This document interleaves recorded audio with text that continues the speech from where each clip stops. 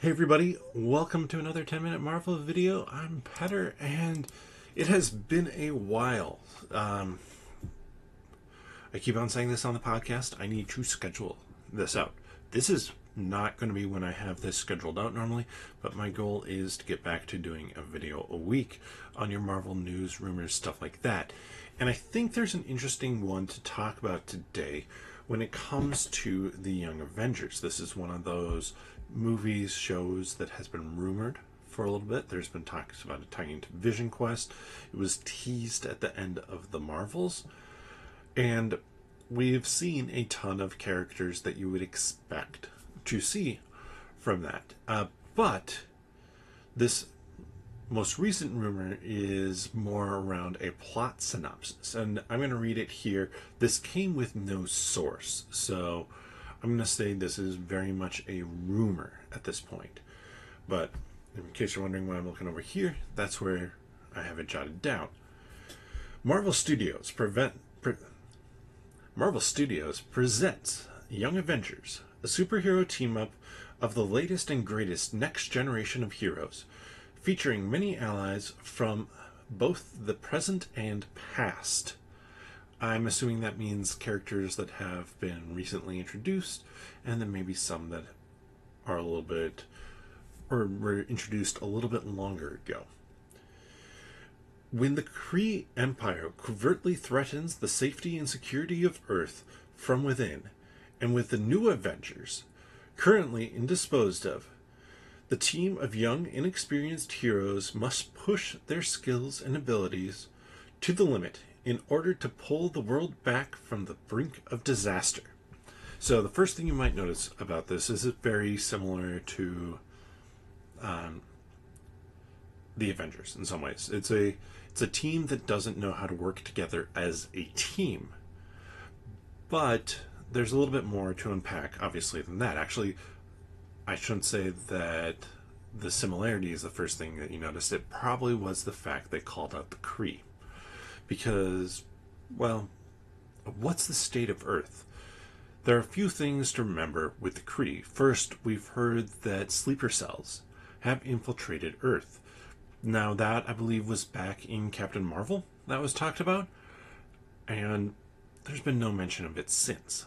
However, I think taking that and the fact that now all the Skrulls are on Earth, we might be seeing where this is going. In a couple different ways, actually. First off, the Kree sleeper cells are now going to potentially be looking to take out the Skrulls. All the Skrulls are in a single location. We saw in the Marvels how Dar-Ben went after the Skrull homeworld to get after Captain Marvel. And then also was looking to go after Earth to get back at Captain Marvel.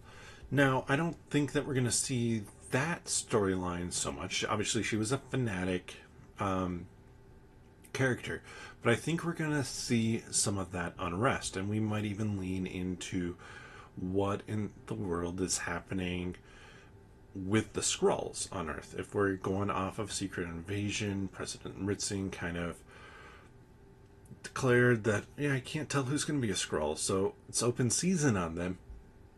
And I think that we might see that leading to people acting out against them. I mean, we saw that in Secret Invasion.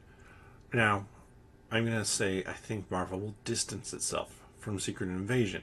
We might get a little recap of an assassination attempt where we'll get some reference to James Rhodey having been a Skrull. And then that's going to lead into this Kree kind of uprising. I say uprising, I think it's more going to be instigation of a civil war or war on Earth between the Kree and the Skrulls. Coming back kind of to that, and honestly, like, as much as the Skrulls are going to appreciate what humanity has done, we saw it in the Marvels. They've worked it out to get the Skrulls here on Earth. I think that there's going to be a lot of hatred still, obviously because they were displaced again by the Kree. So we're going to see these two sides butting heads. And it's going to have to lead into some sort of resolution. I think that resolution is going to first be the Young Avengers trying to get those two sides to kind of separate. But how they're going to do that is they're going to bring forth one of the characters in the Young Avengers who isn't maybe the first one you think of, but also is somebody who has been hidden away from both sides. It's going to be, well, it's going to be Hulkling. So Hulkling fits into the Young Avengers, but he's also half Kree, half Skrull, which is going to be kind of the piece that brings, well, the peace on Earth. And it's going to be, instead of an all-out battle, it's going to end up being these heroes, these Young Avengers, are able to show that they can work together and how they can reconcile differences. And that's going to be what solves this problem. It's not going to be one side beats the other. It's not, there's going to be action, but in the end, I wouldn't be surprised if it is more of a give peace a chance after the Young Avengers kind of bungle through some stuff than it is an all-out battle at the end.